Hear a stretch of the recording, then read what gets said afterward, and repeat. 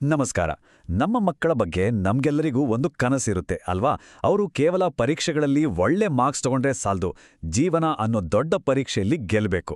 ಅದಕ್ಕೋಸ್ಕರ ಅವರನ್ನ ತಯಾರು ಮಾಡೋ ಒಂದು ಅದ್ಭುತ ಪ್ರಯತ್ನವೇ ಉತ್ತಿಷ್ಟ ಭಾರತ. ಬನ್ನಿ, ಈ ಪಯಣದಲ್ಲಿ ನಮ್ ಜೊತೆ ಸೇರ್ಕೊಳ್ಳಿ. ಪೋಷಕರಾಗಿ ಈ ಪ್ರಶ್ನೆ ನಮ್ಮೆಲ್ಲರನ್ನೂ ಯಾವಾಗ್ಲೂ ಕಾಡುತ್ತೆ ಅಲ್ವಾ? ನಮ್ಮಕ್ಕಳು ದಿನ ಬೆಳಿಗ್ಗೆ ಶಾಲೆ, ಸಂಜೆ ಟ್ಯೂಷನ್ ಅಂತ ಓಡಾಡ್ತಾನೆ ಇರ್ತಾರೆ.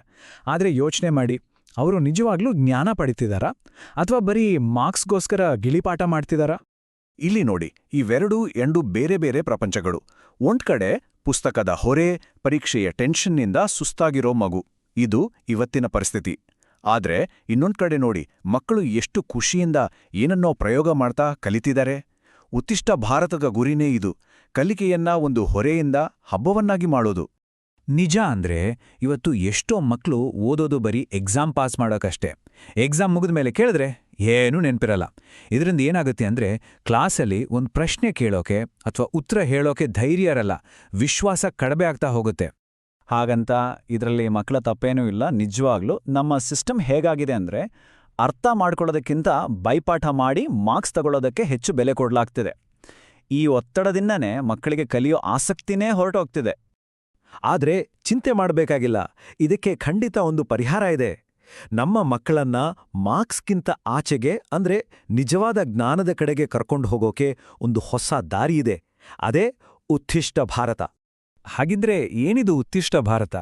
ತುಂಬಾ ಸರಳವಾಗಿ ಹೇಳೋದಾದ್ರೆ ಇದು 5ರಿಂದ 8ನೇ ಕ್ಲಾಸ್ ಮಕ್ಕಳಿಗಾಗಿರುವ ಒಂದು ಸಂಜೆ ಕಲಿಕಾ ಕಾರ್ಯಕ್ರಮ. ಇದರ ಗುರಿ ಬರೀ ಮಾರ್ಕ್ಸ್ ತರಿಸೋದಲ್ಲ, ಬದಲಾಗಿ ಮಕ್ಕಳು ಪ್ರತಿಯೊಂದು ಕಾನ್ಸೆಪ್ಟ್ನ ಸರಿಯಾಗಿ ಅರ್ಥ ಮಾಡ್ಕೊಳ್ಬೇಕು, ಕಲಿಕೆಯನ್ನ ಎಂಜಾಯ್ ಮಾಡಬೇಕು, ಮತ್ತೆ ಅವರ ಭವಿಷ್ಯಕ್ಕೆ ಬೇಕಾದ ಸ್ಕಿಲ್ಸ್ಗಳನ್ನ ಬೆಳೆಸ್ಕೊಳ್ಬೇಕು. ಹಾಗಾದ್ರೆ ಇದು ಮಾಮೂಲಿ ಟ್ಯೂಷನ್ಗಿಂತ ಹೇಗೆ ಬೇರೆ? ಇಲ್ಲಿ ಮಕ್ಕಳು ಆಟ ಆಡ್ತಾ ಪಾಠ ಕಲಿತಾರೆ, ಕಷ್ಟ ಇರೋ ವಿಷಯಗಳನ್ನ ಸಿಂಪಲ್ ವಿಡಿಯೋ ನೋಡಿ ಅರ್ಥ ಮಾಡ್ಕೊಳ್ತಾರೆ. ಒಂದು ಗ್ರೂಪ್ ಡಿಸ್ಕಷನ್ಲಿ ಭಾಗವಹಿಸಿದ್ರೆ ಬರೀ ಪಾಠ ಕಲಿಯೋದಲ್ಲ, ಬೇರೆಯವರ ಮಾತನ್ನ ಹೇಗೆ ಕೇಳಬೇಕು, ತಮ್ಮ ಅಭಿಪ್ರಾಯವನ್ನ ಧೈರ್ಯವಾಗಿ ಹೇಗೆ ಹೇಳಬೇಕು ಅನ್ನೋದನ್ನೂ ಕಲಿತಾರೆ. ಇದೇ ಅಲ್ವಾ ನಿಜವಾದ ಸ್ಕಿಲ್ ಡೆವಲಪ್ಮೆಂಟ್.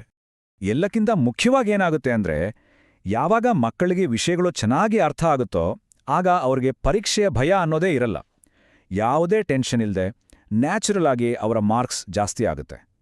ಕಲಿಕೆ ಒಂದು ಹೊರೆ ಆಗೋದು ನಿಂತು ಖುಷಿ ಕೊಡೋಕ್ ಶುರುವಾಗುತ್ತೆ. ಸರಿ, ಅಕಾಡೆಮಿಕ್ಸ್ ಬಗ್ಗೆ ಮಾತಾಡಿದ್ವಿ. ಆದ್ರೆ ನಾಳಿನ ಜಗತ್ತಿಗೆ ನಮ್ಮ ಮಕ್ಕಳನ್ನ ಸಿದ್ಧ ಮಾಡೋದು ಹೇಗೆ?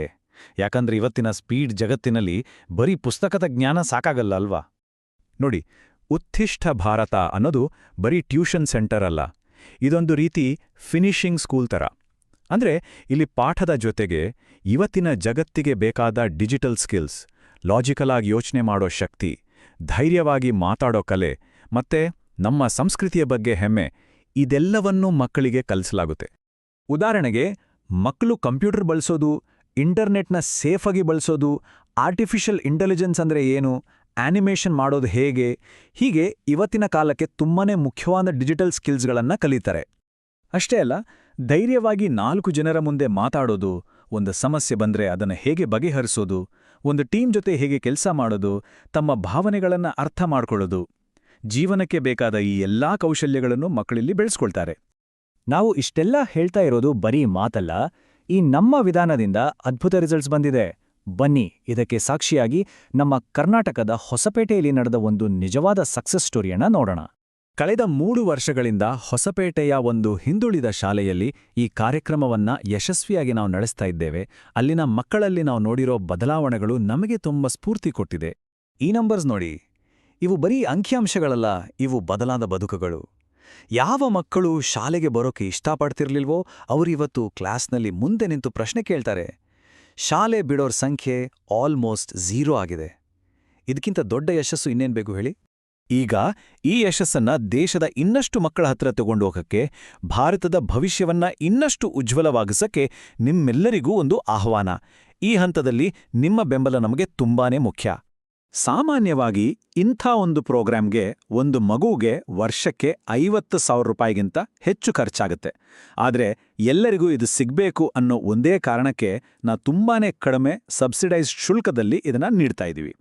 ಈ ಗ್ಯಾಪ್ ತುಂಬೋಕೆ ನಮ್ಗೆ ನಿಮ್ ಥರದ ದಾನಿಗಳ ಬೆಂಬಲ ಬೇಕೇ ಬೇಕು. ಕೇವಲ 50,000 ರೂಪಾಯಿ. ಇದು ಬರೀ ಒಂದು ಖರ್ಚಲ್ಲ, ಇದು ಒಂದು ಮಗುವಿನ ಇಡೀ 1 ವರ್ಷದ ಭವಿಷ್ಯವನ್ನೇ ಬದಲಾಯಿಸಬಲ್ಲ ಒಂದು ದೊಡ್ಡ ಹೂಡಿಕೆ. ಇದು ನಾವು ಒಂದು ಮಗುವಿನ ಕನಸಿಗೆ ಕೊಡುವ ಶಕ್ತಿ. ಈ ದೊಡ್ಡ ಕೆಲಸದಲ್ಲಿ ನೀವು ಹಲವು ರೀತಿ ಭಾಗಿಯಾಗಬಹುದು. 50,000 ರೂಪಾಯಿ ನೀಡಿ ಒಂದು ಮಗುವಿಗೆ ಶಿಕ್ಷಣ ನೀಡಿ ಅವರ ಪೂರ್ತಿ ವರ್ಷದ ಜವಾಬ್ದಾರಿ ತಗೊಳ್ಬಹುದು.